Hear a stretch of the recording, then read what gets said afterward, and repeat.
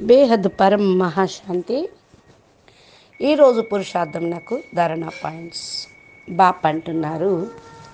పిల్లలు సమయానుసారంగా ఇప్పుడు పిల్లలైన మీ యొక్క స్థితి ఏకీరసంగా ఉండాలి. ఈ స్థితి మీకు ఎప్పుడైతే తయారవుతుందో అప్పుడు మీ లోపల వైరాగ్య వృత్తి అనగా ఒకే ఒక లగన్లో నిమగ్నం అయిపోతారు. ఒకే ఒక దీక్షలో నిమగ్నం అయిపోతారు. ఇప్పుడు ఇంటికి పరంధామానికి వెళ్ళాలి. అబగర్జాన బేహద్కే బేహద్ కళల పరంధామానికి వెళ్ళాలి.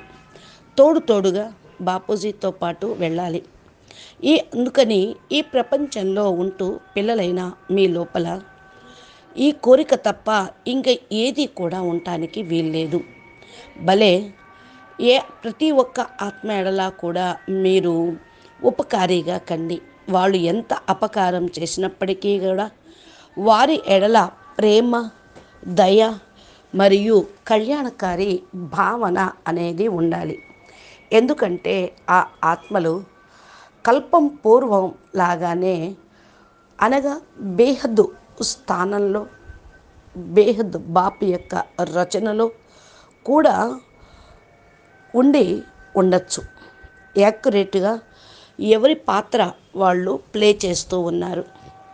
ఏ విధంగా మీ ఆత్మ లోపల శాంతి మరియు పవిత్రత శక్తి పెరుగుతూ ఉంటుందో అంతంతగా బేహద్దు ఆత్మలుగా వాళ్ళు భవిష్యత్తులో మీ సమీపంలోకి రాగలరు.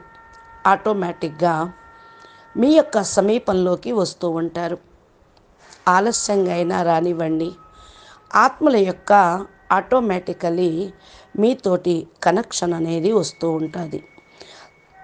ఎప్పుడైతే స్వయం తమ యొక్క సంస్కారాలకు వశీభూతం అవుతూ ఉంటారో వారు మీకు అతీతంగా అయిపోతారు. కానీ అన్నిటికీ వాళ్ళు సంస్కారాలు పరివర్తన చేసుకొని మనసు బుద్ధిని పరివర్తన చేసుకుంటే మీకు ప్యారీగా మీకు దగ్గర సంపర్కంలోకి వస్తారు. కనుక సదా మీ యొక్క శుభ భావన శుభ కామన కారణం వల్ల వాళ్ళు కూడా అనుభవం చేసుకుంటూ ఉంటారు. వీళ్ళు మా యొక్క వెల్ విషర్స్ అంటే మా శ్రేయోభిలాషులు, శ్రేష్ఠ ఆత్మలు అని. కాబట్టి వాళ్ళు కూడా పరివర్తన అయిపోతారు. మన నుండి వేరుగా కాలేరు. పరివర్తన జరిగేదే ఉంది. మీ కొరకు పిల్లలైన మీ కొరకు మరి బాపూజీ ఇదే వరదానం ఇస్తున్నారు. ఇంకేది ఆలోచించద్దు. ప్రతి ఒక్క ఆత్మ ఎడలా కూడా మీరు యాక్యురేట్గా మరి ఉండండి. సంపర్కంలోకి రానివ్వండి. ఫస్ట్ నుండే వారి యొక్క పాత్రను వారు ప్లే చేయనివ్వనండి.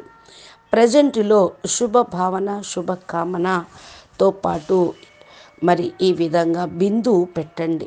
బిందువులాగా అయ్యి బిందు బాప్ నిరాకారుడు యొక్క సాంగత్యంలో మీరు కూడా వచ్చేయండి. బాపు యొక్క సాంగత్యంలో అనగా ఒకే సంకల్పంలో ఉండండి.